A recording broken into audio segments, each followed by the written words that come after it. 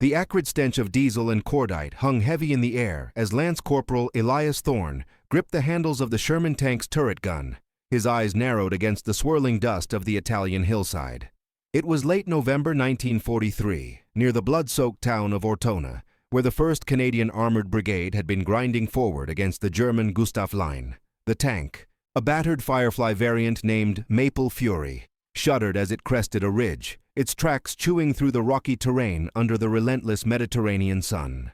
Elias's heart pounded like a war drum, each beat echoing the distant rumble of enemy artillery. He could hear the sharp crack of rifle fire from the infantry below, mingled with the guttural roar of a Tiger tank's engine somewhere in the valley ahead, a beast that had already claimed 3 Canadian Shermans that morning.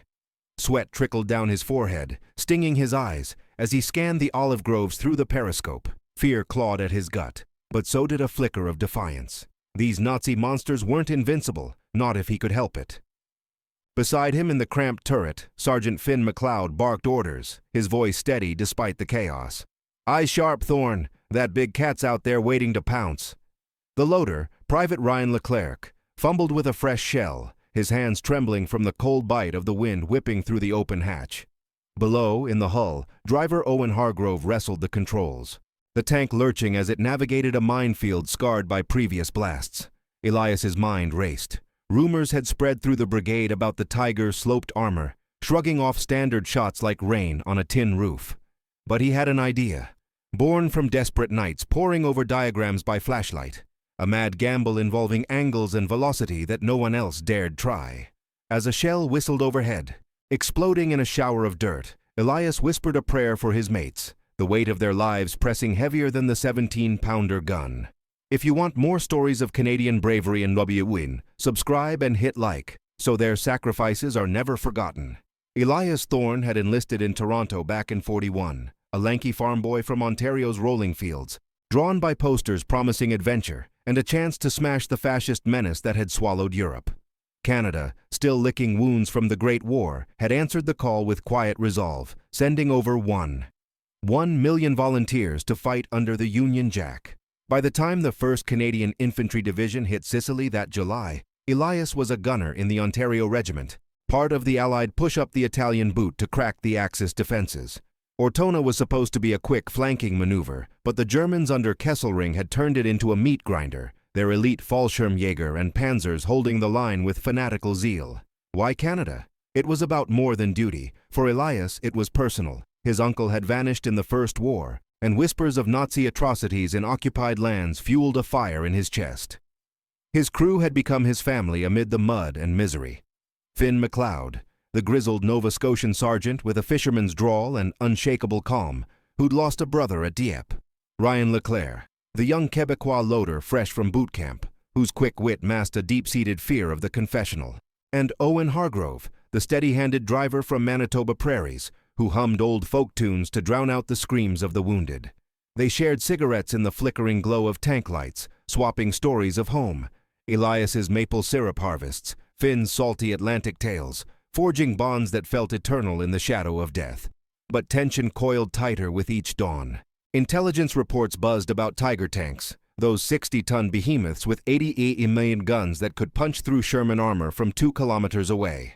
The Canadians' M4 Shermans, reliable but undergunned, were outmatched, their 75mm cannons glancing off the Tiger's thick plating. Elias felt it in his bones. A storm brewing, the air thick with unspoken dread as patrols returned battered, whispering of ambushes in the fog-shrouded valleys. "We're bait," Ryan muttered one night, and Elias couldn't argue his insane idea, a 25-degree deflection shot to exploit weak spots, simmering like a forbidden secret, untested and risky. The ambush hit like a thunderclap as Maple Fury rounded a hairpin bend into the Adige River Valley, the terrain a labyrinth of terraced vineyards and shattered stone walls. German spotters, hidden in the ruins, had called in the Tigers, 2 of them, hulking silhouettes emerging from the mist like prehistoric predators. The lead Tiger's main gun swiveled with mechanical precision, its first shot slamming into the ridge behind them, sending a geyser of earth skyward that rocked the Sherman violently. Elias's world tilted, his shoulder slamming against the breech as shrapnel pinged off the turret like demonic hail. "Incoming! Traverse left!" Finn roared, But Owen was already gunning the engine, the tank bucking over debris as machine gun fire stitched the ground around them. Ryan screamed as a fragment grazed his arm, blood slicking the loader's tray, but he jammed the shell home anyway. Elias's hands flew to the sights, heart hammering, the periscope smeared with grime. The Tigers advanced, their tracks pulverizing olive trees, the whine of their Maybach engines a banshee wail that drowned out all else. Pain lanced through Elias's side from the jolt, a cracked rib maybe, but he ignored it, calculating frantically. Standard procedure was a direct shot at the turret or tracks, but those failed against the sloped armor. He'd seen the wrecks, twisted metal tombs for good men. The major problem crystallized in that hellish moment. They were pinned, outgunned, with no infantry support in the crossfire. Finn's face was ashen, barking, "Thorn, give me something, anything." Elias hesitated, the fear of death a cold vice around his throat. What if his trick failed? Ryan would die loading the next round, Owen crushed in the hull, Finn's steady voice silenced forever. Confusion reigned as a second shell from the Tiger cratered the road ahead, flames licking the undercarriage. Elias's mind screamed retreat, but the river blocked their path, and abandoning the tank meant certain capture, or worse.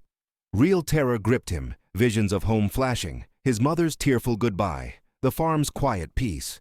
With a guttural yell, he adjusted the elevation, not the usual flat trajectory, but a daring 25-degree arc, aiming to ricochet the shot off the Tiger's glacis plate into its vulnerable belly. Firing. The gun recoiled with a deafening boom, the shell streaking out, but the Tiger kept coming, its cannon blooming fire. Suspense clawed higher as the Tigers closed the gap, their secondary guns chattering, bullets ricocheting off Maple Fury's hull in a deadly symphony. Elias's breath came in ragged gasps, the turret a sweatbox of fear and fury. The air thick with the metallic tang of blood from Ryan's wound. The first Tiger, scarred from previous battles, loomed larger, its commander visible in the cupola, a faceless helmet glinting. Finn slammed his fist on the radio, calling for artillery that was miles away, static his only reply. Owen swerved desperately, the Sherman side-slipping down an embankment, treads slipping on loose gravel. Elias reloaded himself when Ryan faltered, muscles burning, doubt gnawing. Had the shot missed entirely? The explosive twist came as the shell struck not directly, but at his calculated angle. It skipped off the Tiger's frontal armor with a screech like tearing metal, the deflection hurling it upward into the turret ring. A secondary detonation ripped through the beast. Flames erupting from hatches as the ammo cooked off in a chain of blasts. The Tiger slewed to a halt, black smoke billowing, but elation was short-lived. The second Tiger, undeterred, fired point blank. The round punched through the Sherman's side, igniting fuel lines in a whoosh of orange hell. Elias was thrown against the gun sight, stars exploding in his vision, the heat searing his skin. Ryan slumped, unconscious or worse, Finn dragging him toward the escape hatch amid choking smoke. "Bail out!" Finn yelled, but Elias lingered, firing blindly with the coaxial machine gun, buying seconds. The tank ground to a halt, flames licking higher, the second Tiger circling for the kill shot. In that peak of chaos, with Death's shadow falling, Elias's trick had worked once. But at what cost? Owen Hargrove kicked open the driver's hatch, tumbling out into the ditch as the inferno raged behind him, pulling Ryan's limp form with Finn's help. Elias clambered free last, scorched uniform smoking, the four of them scrambling through the underbrush as the surviving Tiger's gun tracked them mercilessly. Bullets whined past, one clipping Finn's boot, but they made the tree line, collapsing in a heap of gasps and curses. The battle wasn't over. Canadian reinforcements rumbled in from the east, their guns adding to the fray. But Maple Fury was lost, another casualty in the relentless push. Ryan survived, bandaged and cursing in French, but the wound would sideline him for weeks. Finn's leg throbbed, a limp that spoke of deeper scars, while Owen stared blankly at the horizon. The driver's unerring calm cracked. Elias, ribs aching and hands blistered, felt the bitter weight of survival. His insane 25-degree shot had felled one Tiger, proving Shermans could fight back, but the cost was etched in the faces of his brothers. War's emotional toll settled like dust. Elation soured to grief for the crews they'd avenged. A somber reflection on how fragile the line between hero and ghost truly was. As medics hauled them to the rear, Elias glanced back at the smoldering wrecks, wondering if his trick would spread through the brigade or die with the day. Yet in the quiet aftermath, a new order crackled over the radio. pushed to Ortona at dawn, with whispers of a missing scout platoon holding secrets that could change everything. The medic's jeep bounced over the rutted track leading back to the regimental aid post, its canvas flapping like a weary flag in the chill Adriatic wind. Elias Thorne sat wedged between crates of bandages and morphine syrettes, his blistered hands wrapped in gauze that itched against his skin. The acrid smoke from the destroyed tank still clung to his uniform, a ghost of the inferno that had nearly claimed them all. Finn McLeod, his sergeant, slumped opposite, leg elevated on a spare helmet, his face a mask of stoic pain as the medic probed the bullet graze on his boot. Ryan Leclerc dozed fitfully, his bandaged arm cradled like a broken wing, while Owen Hargrove stared out at the passing landscape, barren olive groves scarred by shell craters, the distant spires of Ortona looming like jagged teeth against the twilight sky.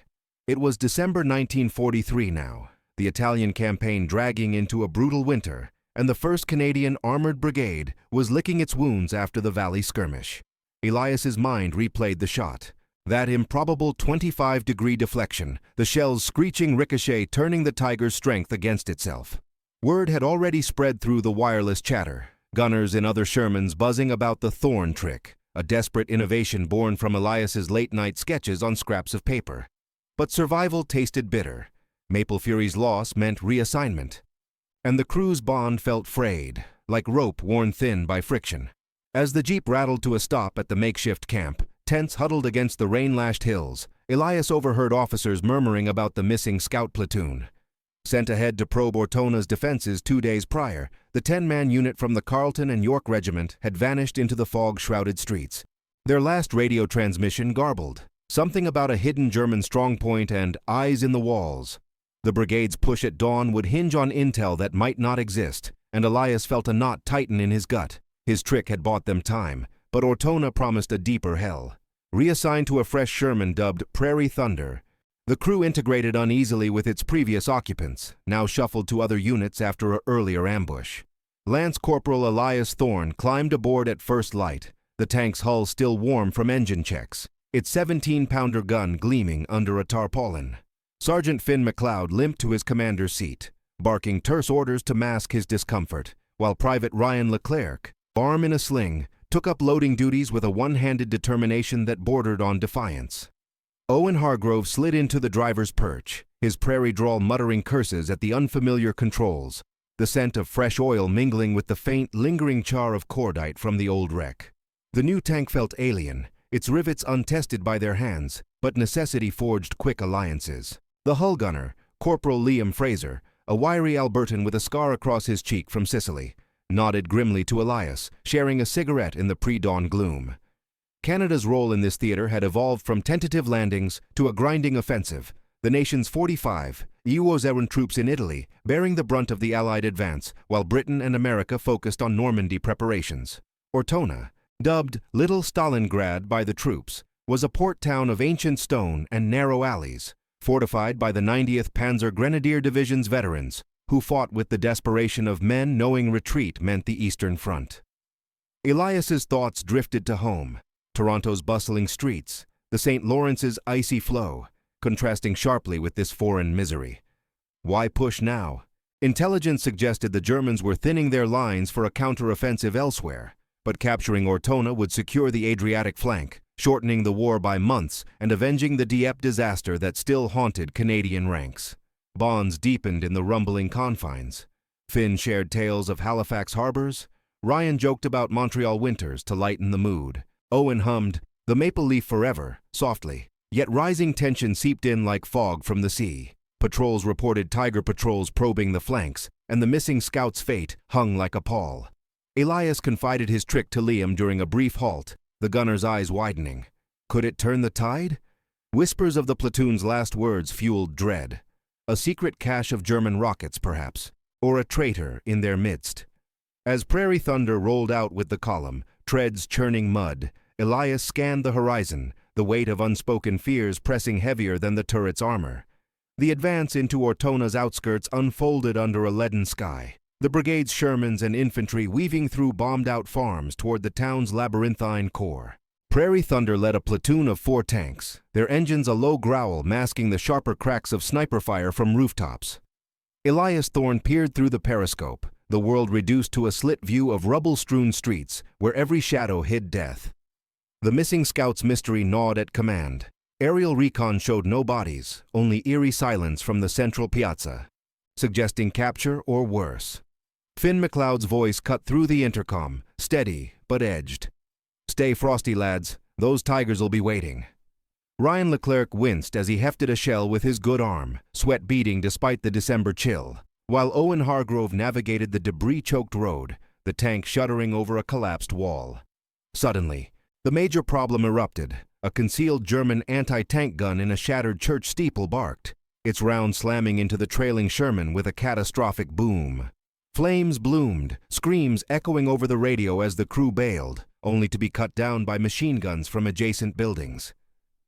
Prairie Thunder slewed to a halt, Elias traversing the turret frantically, his heart slamming against his ribs.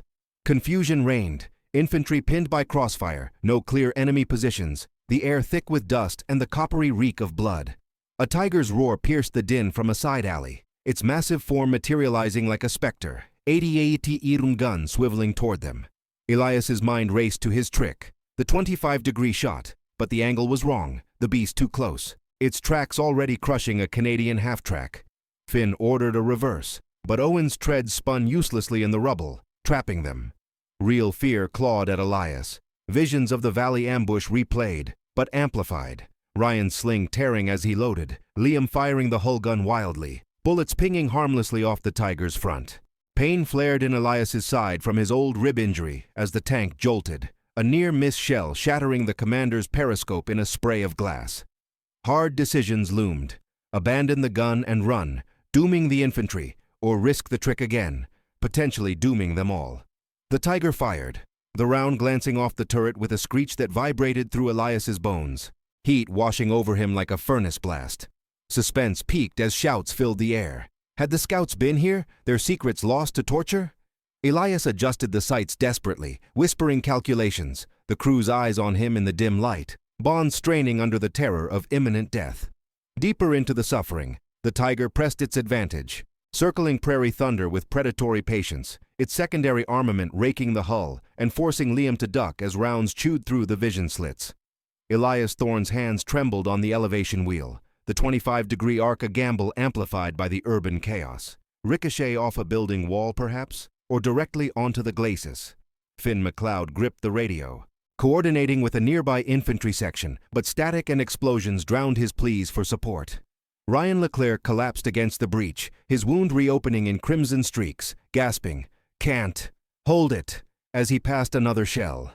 Owen Hargrove revved the engine futilely, the tank's immobility a death sentence, sweat pouring down his face in the rising heat from a grazing hit that scorched the engine compartment.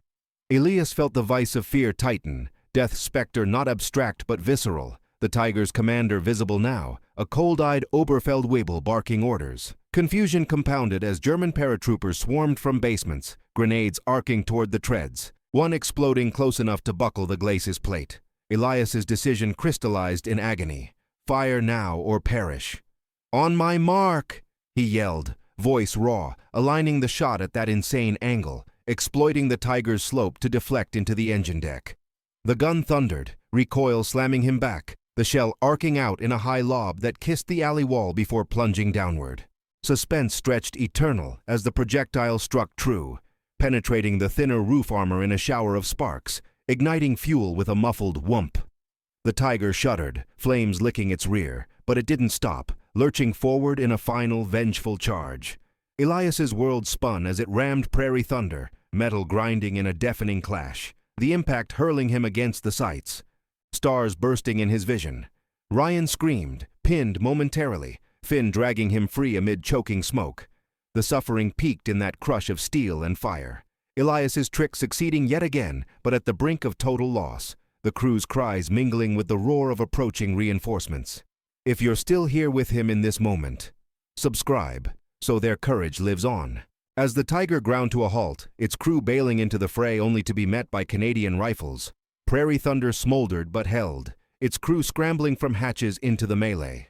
Elias Thorne coughed through the acrid haze, helping Ryan to cover as infantry overran the position, the anti-tank gun silenced in a hail of grenades.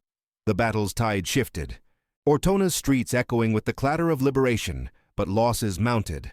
Liam Fraser wounded in the leg, hobbling with Owen's support. Finn coordinating the mop-up with a voice hoarse from shouting. The missing scouts were found at dusk, huddled in a cellar, battered but alive. Their secret, a map to a German ammo dump that artillery would pulverize by morning.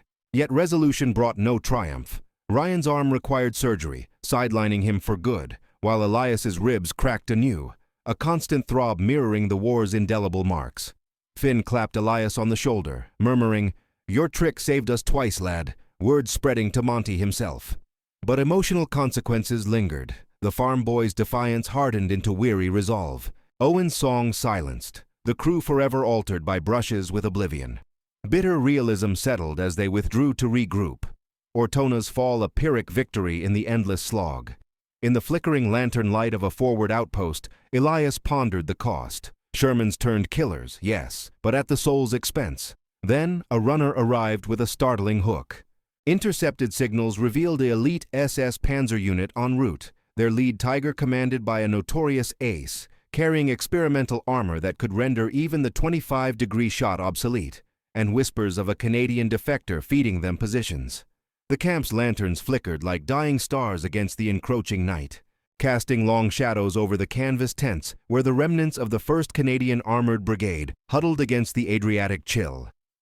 Elias Thorne sat on an overturned ammo crate, his bandaged ribs throbbing with each shallow breath, the metallic tang of blood and gunpowder still fresh in his nostrils, despite the hours since Ortona's streets had fallen silent. Word of his 25-degree trick had rippled through the ranks like a whisper from the front lines, gunners and other Shermans scribbling notes on dog-eared maps. But Elias felt no pride, only a hollow ache as he watched medics wheel Ryan Leclerc away on a stretcher, the Quebecois loader's face pale under the morphine haze, his arm a mangled ruin that would end his war far from the front. Sergeant Finn McLeod paced nearby, his limp more pronounced, barking questions at a signals officer whose face was etched with grim urgency. The intercepted signals had confirmed the nightmare, an elite SS Panzer unit, the 1st SS Panzer Division's vanguard, slicing through the Apennines toward the coastal plain, their lead Tiger commanded by Hauptsturmführer Klaus Ritter, a notorious ace with over 50 kills, his tank fitted with experimental spaced armor that layered wire mesh and additional plates to foil ricochets and shaped charges alike. Whispers of a Canadian defector, a turncoat from the missing scouts, perhaps broken under torture, fed the enemy precise brigade positions, turning the hard-won ground into a trap. Owen Hargrove slumped against Prairie Thunder's scorched hull, his hands black with grease from emergency repairs, eyes distant as if replaying the ram that had nearly crushed them. Corporal Liam Fraser, legs splinted and propped on a sandbag, chain-smoked beside him, muttering about the injustice of it all. The major problem loomed larger than any Tiger. With Ortona secured but the line brittle, the brigade's Shermans, now buzzing with Elias's technique, faced obsolescence before it could spread. Confusion bred in the command tent, maps marked with red arrows showing the SS closing from the northwest, their path cutting through fog-shrouded valleys, where Canadian outposts vanished one by one. Elias's gut twisted. His trick had worked twice, but against Ritter's upgraded beast, it felt like spitting into a gale. Finn clapped a hand on his shoulder, voice low. "Lad, if that defector's real, we're ghosts already." The air thickened with dread, the distant rumble of engines. Friend or foe? Echoing like a death knell, as the crew braced for a dawn that might never come. Dawn broke gray and unforgiving over the scarred Italian landscape, the brigade's column snaking eastward along the Via Adriatica, treads churning through mud churned by recent rains into a quagmire that sucked at the tanks like greedy hands. Prairie Thunder led the reformed platoon, its engine growling defiantly despite the patchwork welds on its battered turret. Elias Thorne back at the gunner's station, his blistered fingers wrapped around the traverse handles with a resolve born of desperation. The SS unit's approach had forced a hasty redeployment, the Canadians tasked with holding a vital crossroads near the Sangro River to prevent the panzers from flanking the entire 8th Army advance. Intelligence painted a dire picture. Ritter's Tiger, dubbed Blitzschlag by its crew, spearheaded a dozen heavies, supported by Panzerbefehrs and fanatical grenadiers, their experimental armor shrugging off standard AP rounds at angles that once spelled doom for the Germans. The defector's shadow loomed. Rumors pinned him as Private Nathan Caldwell, a Carleton and York man from the Scouts, captured and flipped. his knowledge of Canadian radio codes now guiding enemy artillery strikes that had already silenced 2 forward observation posts. Elias scanned the misty hills through the periscope, heart pounding as the first signs of ambush flickered, a flare arcing skyward from a ridgeline, followed by the sharp crack of 88mm guns. The lead Sherman in the column erupted in a fireball, its crew's screams cut short by secondary blasts, shrapnel raining down like iron confetti. Prairie Thunder lurched forward, Owen Hargrove gunning the engine to close ranks, but the terrain betrayed them. Narrow defiles funneled the tanks into kill zones, machine gun nests chattering from concealed bunkers. Finn McLeod's commands crackled over the intercom.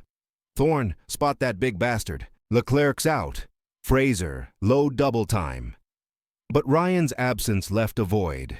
Liam Fraser struggling with his splinted leg to ram shells home, sweat pouring as the hull filled with the acrid bite of exhaust. Elias's world narrowed to the sights, the Tiger emerging from the fog like a leviathan, its sloped front layered with those damned mesh screens that would turn his 25-degree shot into harmless gravel.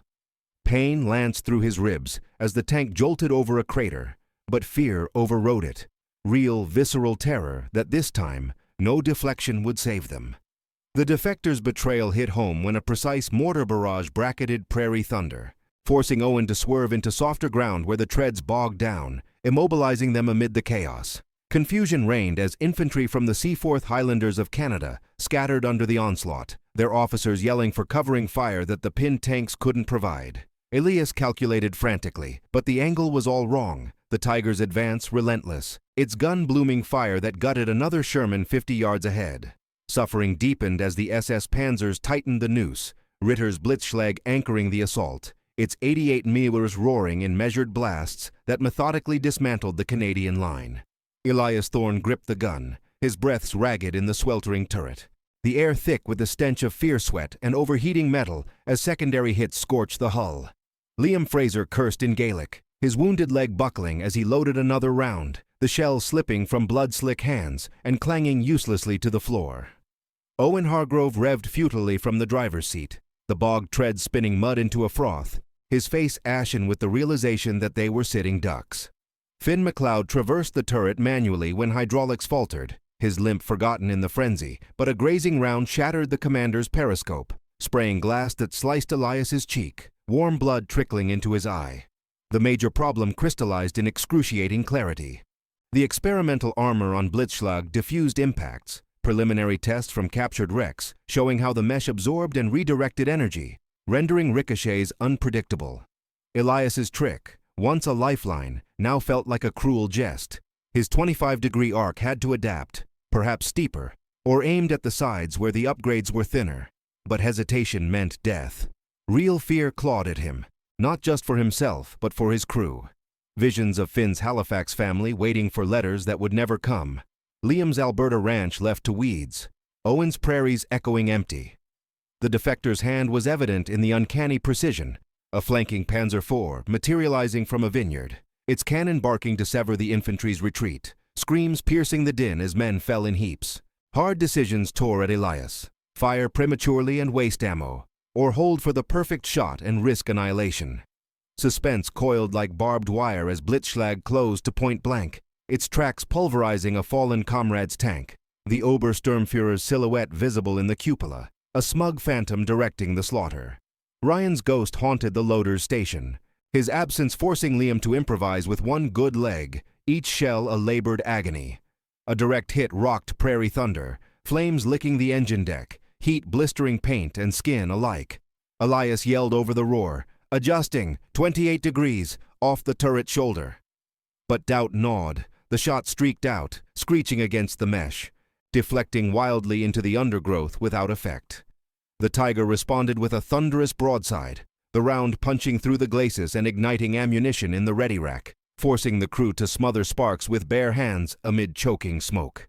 The inferno inside Prairie Thunder escalated the torment, acrid billows filling the compartment as Elias Thorne batted at flames creeping toward the breach, his lungs burning with every inhale. Finn McLeod dragged Liam from the loader's hatch, the Albertan splintering under the strain, but Owen remained trapped forward, wrestling a fire extinguisher that hissed uselessly against the blaze. The SS assault pressed on. Grenadiers swarming the flanks with Panzerfausts, one rocket slamming into the rear sponson and shearing off a track link, the tank slewing sideways into deeper mire.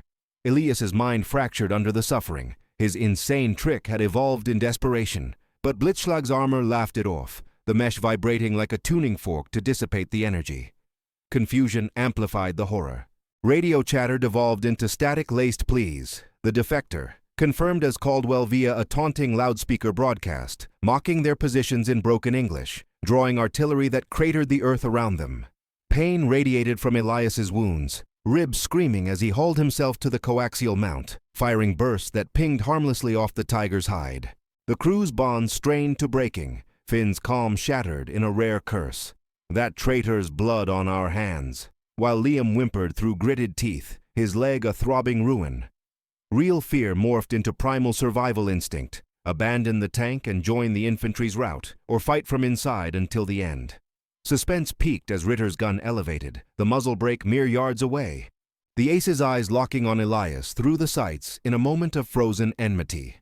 Owen finally kicked free, tumbling out with a fire blanket, but a machine gun burst caught him in the shoulder, dropping him into the mud. Elias fired blindly, the 17-pounder jamming from heat warp, shells cooking off in the hull like fireworks in hell. The suffering reached its zenith in that crush of fire and betrayal. The crew scattered and broken, Elias alone in the turret as Blitzschlag's cannon promised oblivion, his calculations dissolving into futile prayers for one last, impossible deflection. Yet in the heart of the maelstrom, as flames consumed Prairie Thunder's vitals and the SS closed for the coup de grace, Elias Thorne spotted a sliver of vulnerability.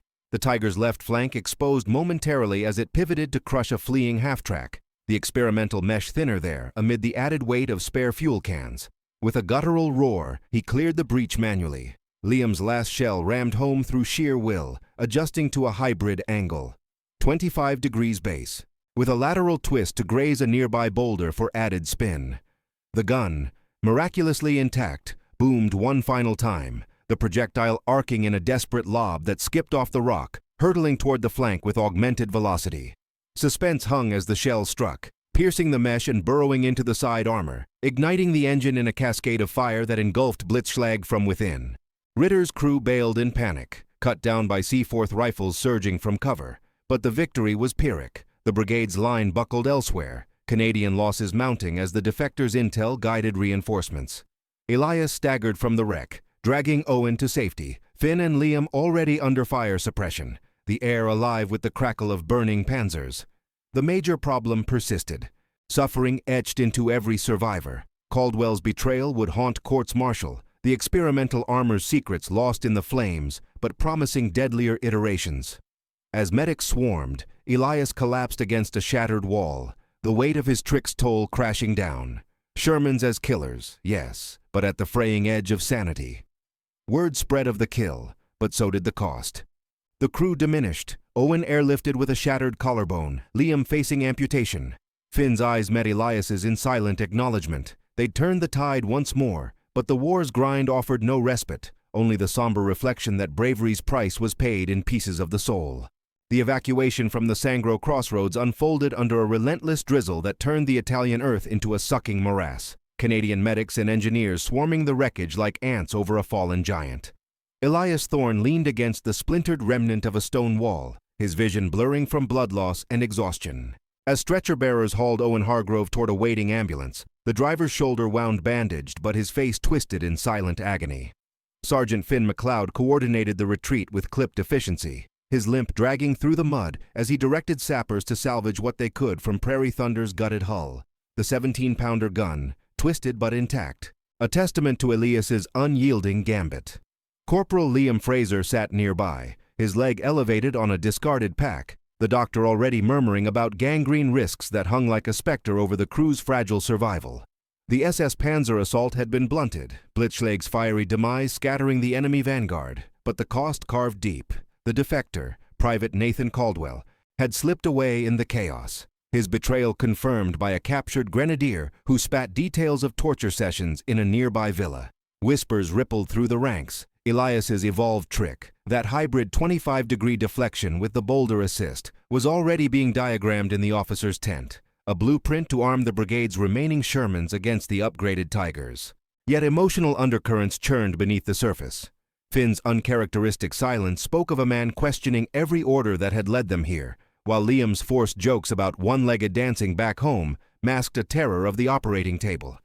As the column reformed miles to the rear, near the fog-veiled banks of the Moro River, Elias felt the war's bitter realism settle. His innovation had saved the line, turning underdogs into predators, but it couldn't mend the fractures in his brothers or erase the ghosts of the fallen. Ryan Leclerc's absence from the aid station reports, a transfer to a field hospital in Bari, left a void, his sling-bound defiance reduced to a name on a casualty list. The brigade paused for resupply, crates of ammunition and rations unloaded under the watchful eyes of Royal Artillery spotters, but tension coiled anew with intercepted chatter.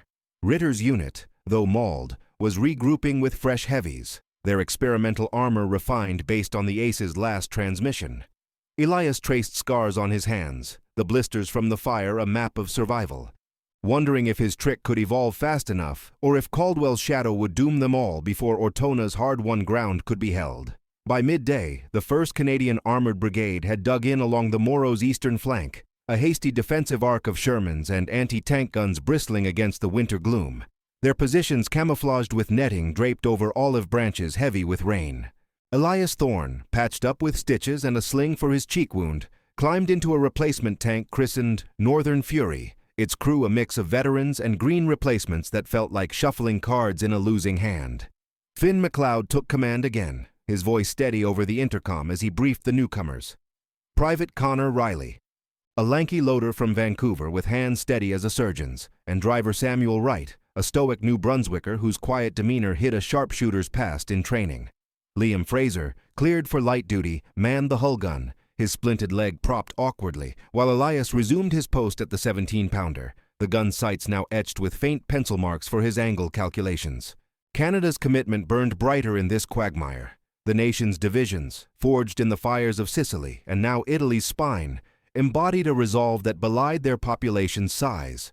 Over 100,000 volunteers grinding against Kesselring's fortified Gothic line. The why of it all pressed on Elias, not just imperial loyalty, but a fierce independence. Avenging the Dieppe bloodbath, where 900 Canadians lay buried in French sand, their ghosts demanding Ortona's port as a gateway to Berlin.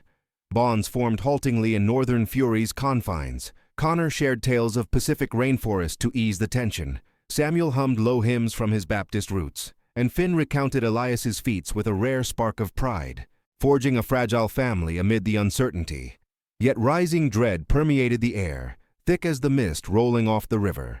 Patrols returned with tales of SS scouts probing the wire, their Tiger's engines a distant thunder that set teeth on edge. The defector's specter loomed largest. Intelligence pinned Caldwell as Ritter's unwilling guide, his knowledge of Canadian cipher variants allowing pinpoint strikes that had already vaporized a supply convoy at dawn. Elias confided an upgrade to his trick with Finn during a brief stand-to, incorporating side-angle bounces off debris for unpredictability, pushing the deflection to 28 degrees against the mesh. But doubt festered. What if the experimental armor adapted faster? As Northern Fury idled in its revetment, rain pattering on the turret, Elias scanned the horizon, the emotional connection straining under the weight of impending doom, the crew's eyes reflecting a shared premonition that the next clash would test not just steel, but the soul's breaking point. The ambush shattered the fragile calm as dusk bled into night. German infiltrators, ghostly figures in white capes, slipping through the Moro's shallows to tag Northern Fury's position with infrared markers, a betrayal orchestrated by Caldwell's relayed coordinates. Elias Thorne jolted awake in the turret, the tank's alarms blaring as the first 88mm shell from an unseen Tiger screamed overhead, cratering the embankment behind them and showering the hull with rocky shrapnel that pinged like vengeful spirits. Finn McLeod roared into action. "Engine start! Thorne, traverse right! Ritter's back!" But Samuel Wright's hands fumbled the ignition in the panic, the Sherman lurching only halfway out of its pit before a second round slammed into the adjacent tank. Lone Pine, erupting it in a fireball that illuminated the nightmarish scene. Connor Riley scrambled to load, his face illuminated by the breach's glow, sweat mixing with the sudden chill as Liam Fraser raked the shadows with the hull machine gun, tracers arcing into the fog where SS Grenadiers swarmed like wolves. Elias's heart thundered, pain flaring in his ribs as he aligned the sights. The periscope revealing Blitzschlag's successor, a behemoth dubbed Sturmgeist, its hull festooned with thicker mesh and reactive panels that promised to neutralize even the sharpest ricochet. The major problem unfolded in brutal clarity. They were exposed, the river at their backs blocking retreat. Infantry from the Royal Hamilton Light Infantry pinned by crossfire from hidden PaK-40s in the tree line. Confusion reigned as radio chatter exploded with distress calls, Caldwell's voice crackling mockingly over an open channel. "Burn, you maple fools!" confirming his hand in the trap. Elias calculated desperately. The 28-degree hybrid shot his only play. But the angle was obscured by a burned-out truck, forcing a riskier path. Elevate higher, bounce off the riverbank's slope for spin. Real fear gripped him, a vice around his throat. Visions of Owen's muddied form, Ryan's distant surgery, the crew's faces flashing in the red glow. A near miss rocked Northern Fury, the blast wave hurling Connor against the ammo racks, bruising his shoulder, while Liam's gun jammed from debris, leaving them half-blind. Hard decisions tore at Elias: fire blind and waste the shot, or wait for a clear line and invite annihilation, the suffering already mounting as shrapnel nicked Finn's arm, blood slicking the commander's controls. Suspense built to a fever pitch, the Tiger advancing through the murk, its tracks churning the shallows. The air alive with the whine of bullets and the guttural shouts of grenadiers closing for the kill. Deeper into the abyss, Sturmgeist's cannon elevated with predatory grace, its experimental armor gleaming wetly under sporadic flares, the mesh vibrating faintly as if alive to threats. Elias Thorne's hands shook on the elevation wheel, the turret a cauldron of sweat and cordite, every breath laced with the metallic bite of fear as Connor rammed another shell home, his bruised arm trembling but unyielding. Samuel Wright gunned the engine, the Sherman bucking free of the pit, only to sideslip into a shell hole, treads spinning futilely in the muck, immobilizing them further as the Tiger closed to lethal range. Finn McLeod wiped blood from his eyes, barking, "Hold! Thorne, make it count!" But a Panzerfaust rocket streaked from the fog, detonating against the glacis with a thunderous crack that buckled the plate inward, flames licking the engine compartment and filling the hull with choking smoke. Liam Fraser smothered a spark on his lap with bare hands, his splinted leg ignored in the frenzy. Cries of pain lost in the din as German machine guns stitched the air, one burst shattering a vision port and spraying glass that cut Samuel's neck. Elias felt the terror visceral now, death not a shadow but a roaring presence, the defector's betrayal amplifying every horror, Caldwell's laughter echoing in his mind like a curse. The suffering intensified as the crew fought secondary fires. Connor coughing through the haze, his loader's tray scorching his fingers, while Elias's calculations blurred from smoke and strain. Confusion peaked with a flanking Panzer IV joining the fray, its 75mm harassing the infantry's flank. Screams rising as the Royal Hamiltons fell back in disarray, leaving the tanks isolated. Elias's hard choice crystallized: adapt the trick on the fly. A 30-degree arc off the riverbank to exploit the mesh's weak seam, or perish in flames. Pain radiated through his body, stitches tearing, ribs grinding, but he aligned the shot, yelling, "Firing solution!" The gun recoiled with a deafening boom, the shell lobbing high, kissing the muddy slope before streaking toward Sturmgeist's side. Suspense stretched taut as it impacted, screeching through the mesh but deflecting upward into the turret roof, a glancing hit that sparked but didn't penetrate, the Tiger shuddering onward undeterred. Retaliation came swift. Sturmgeist's 88mm bloomed fire, the round punching through the turret ring and igniting the ready rounds in a chain of explosions that hurled Elias against the bulkhead, the world dissolving into fire and deafening roar. If you're still here with him in this moment, subscribe, so their courage lives on. Amid the cataclysm, Northern Fury's interior became a forge of agony, blasts ripping through the ammo stowage and forcing the crew to claw at escape hatches amid the inferno's embrace. Elias Thorne emerged coughing from the commander's cupola, dragging Connor Riley's limp form as flames consumed the lower hull. Samuel Wright scrambling out the driver's side only to collapse from blood loss, his neck wound a crimson torrent. Finn McLeod hauled Liam to safety, the pair tumbling into the river's shallows as Sturmgeist circled for the finish, its crew cheering the kill. But Elias's partial hit had weakened the beast, oil leaking from a grazed seam, slowing its pursuit. The suffering etched permanent lines, the brigade's line held by inches, reinforcements from the British 78th Division, arriving with naval gunfire that pulverized the German positions. But Caldwell vanished again, his defection a festering wound. As dawn's light pierced the smoke, Elias knelt by Samuel, pressing a compress to the driver's throat, the crew scattered and broken. Connor unconscious, Liam's leg beyond saving, Finn's arm bandaged in hasty field dressing. The trick's evolution had bought survival, whispers of it reaching Divisional HQ where engineers scrambled to replicate the bounce technique, turning Shermans into unlikely tiger slayers across the front.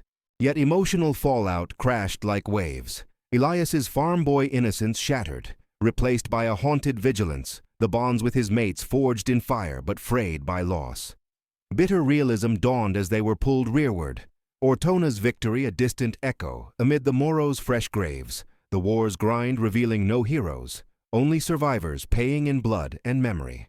In the aid station's dim tent, as medics worked, a urgent dispatch arrived. Ritter, presumed dead, had been spotted commanding a reserve panzer group, his new flagship Tiger, armored with a radical skirt design that mocked deflections, and intel hinted Caldwell was embedded among them, plotting a decisive counterthrust at the brigade's exposed rear. The recovery ward in the Barry Field Hospital hummed with the low moans of the wounded, canvas walls fluttering in the salty Adriatic breeze that carried faint echoes of distant artillery.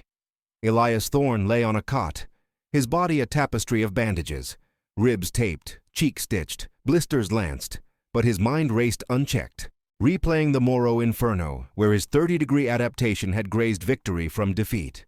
Sergeant Finn McLeod sat beside him, arm in a sling, sharing a pilfered flask of rum to dull the edges, their conversation turning to the crew's fate. Samuel Wright stabilized, but paralyzed from the neck down, Connor Riley waking with shrapnel scars that would mark him forever. Liam Fraser wheeled into surgery where the saw's whine promised a peg leg for the prairies. The 1st Canadian Armored Brigade, bloodied but unbowed, had repelled the SS probe, their Shermans now infamous for the Thorn maneuver, a tactical shift disseminated via frantic memos that equipped gunners with angle charts and debris-spotting drills. Canada's stake in Italy deepened the resolve. Over 25,000 casualties by winter's end.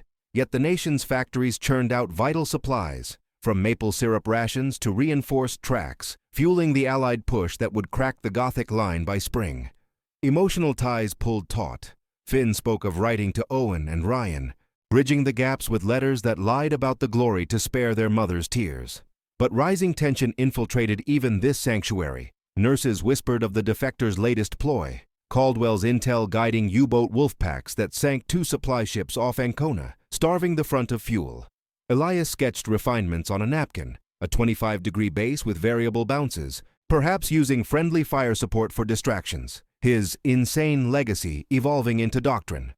As orderlies prepared transfers back to the line, dread coiled. Ritter's reserve group massed near Pescara, their skirted Tigers a nightmare of sloped invulnerability, and a captured map suggested Caldwell's hand in an ambush at the brigade's refit depot. Elias rose unsteadily, the hook of uncertainty pulling him forward. What secret weapon did the traitor carry, and could his trick pierce the final veil before the counterthrust swallowed them whole? The days blurred into a haze of sutures and sedatives in the Barry Hospital, but Elias Thorne's discharge came swift and unyielding. A staff sergeant's clipped order, thrusting him back into the fray before his wounds had fully scarred. By early January 1944, the 1st Canadian Armored Brigade had clawed a tenuous hold along the Moro River line, their positions a ragged scar of foxholes and revetments amid the Apennine foothills, where winter rains turned the earth to glue that bogged even the lightest jeeps.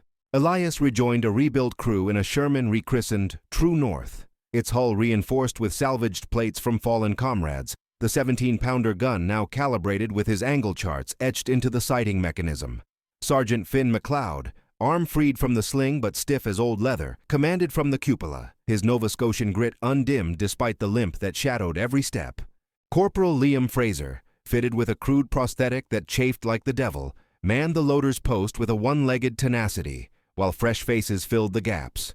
Private Daniel Hughes, a wiry loader from Saskatchewan, whose farm boy steadiness echoed Elias's own, and driver Jacob Turner, a burly Ontarian with a mechanic's touch that kept the engine purring through fuel shortages.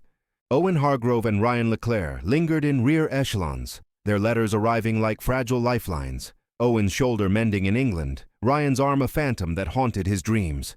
But the war's churn left no room for sentiment, only the raw imperative of survival. Canada's resolve in Italy had solidified into legend. The nation's 1st Division synonymous with the D-Day Dodgers jibe from home front cynics, yet their 93 WW2 troops embodied a quiet fury, pushing against the Gothic line to bleed the Wehrmacht dry before Normandy's summer storm. Elias felt the emotional tether strain. Finn's tales of lost brothers at Dieppe now carried Elias's own ghosts, Liam's jokes laced with bitterness over his tin leg. The crew's bonds a bulwark against the isolation of command's cold calculus. Tension mounted with each patrol report.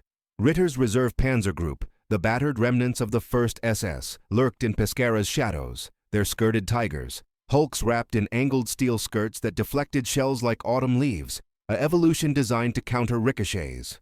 The defector, Nathan Caldwell, was the venom in the vein.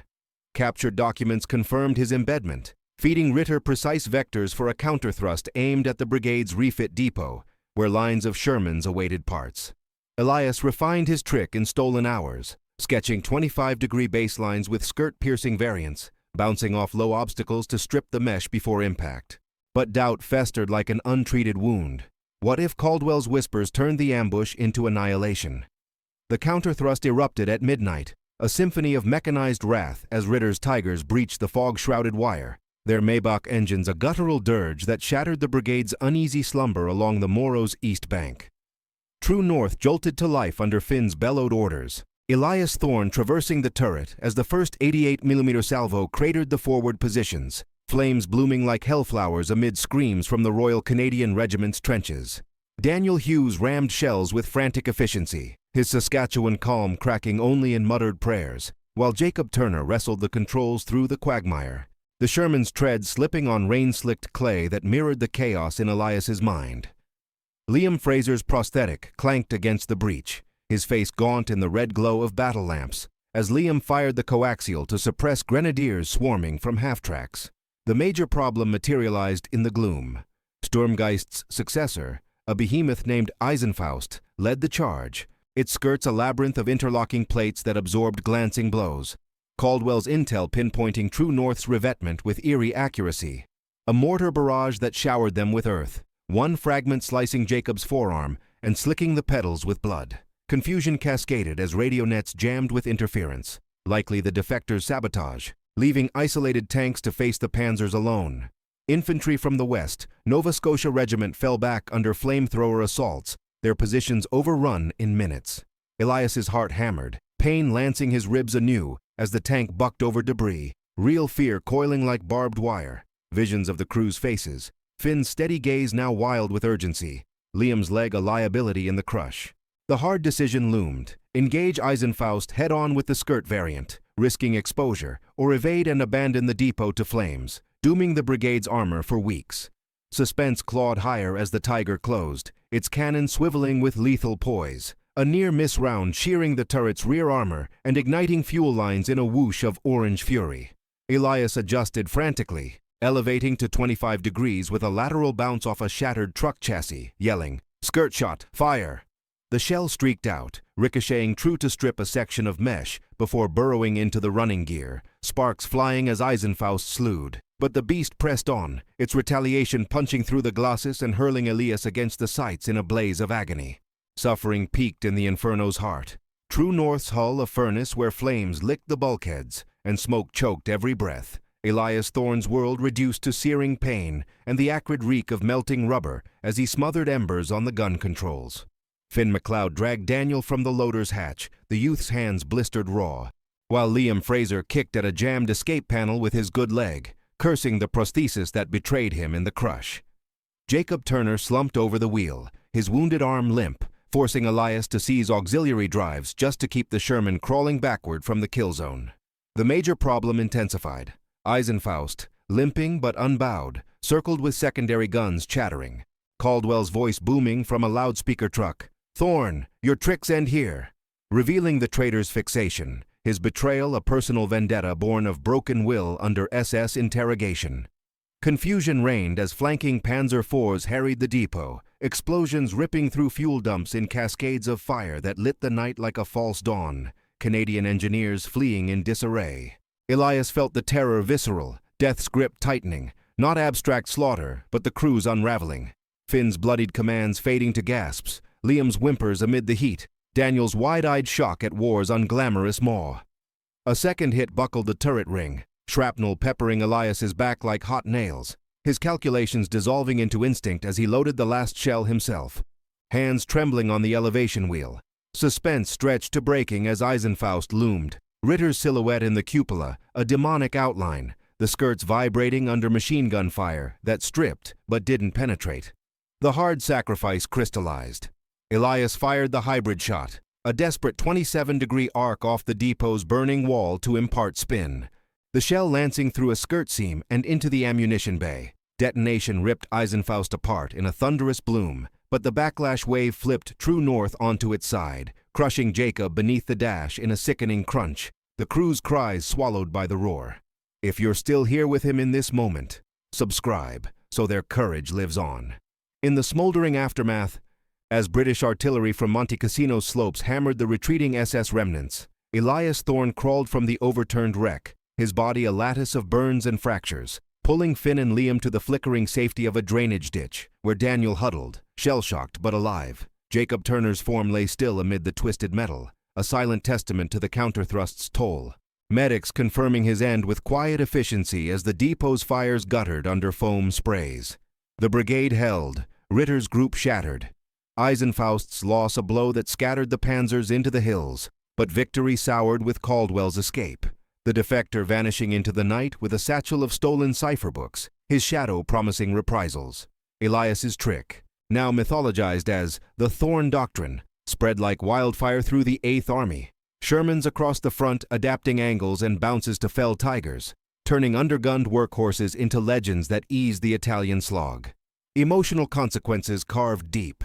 Finn's resolve hardened to ice, vowing to hunt Caldwell personally. Liam's prosthetic became a badge of defiance, though nightmares of flames haunted his sleep. Daniel, hardened overnight, penned letters home that glossed over the gore. Owen and Ryan's updates arrived amid the rubble. Owen walking with a cane, Ryan retrained as a signals clerk, bridging the crew's diaspora with fragile hope. Yet war's bitter realism prevailed. Ortona's port secured, but at 4-0 Canadian dead. The push ground on without fanfare, Elias's innovation a tool in the grinder, not a savior. As engineers righted true north for salvage, somber reflection settled. The farm boy from Toronto gazed at the stars, the weight of souls saved and lost an indelible scar, wondering if home's peace could ever erase the echo of treads. Dawn's pallid light revealed the battlefield's grim harvest, wrecked panzers steaming in the mud, Canadian dead draped in greatcoats awaiting burial.